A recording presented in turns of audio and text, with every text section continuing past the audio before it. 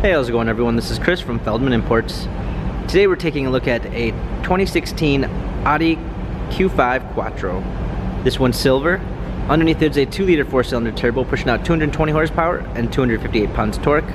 For wheels we've got 19-inch 5-spoke alloys. The tires are in good condition. Black leather interior, panel sunroof.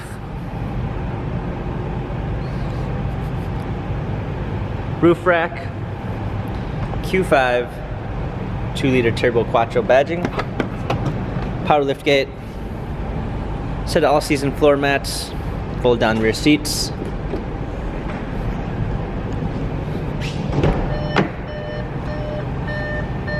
blind spot assist, wood trim, memory seats, power windows, power seats.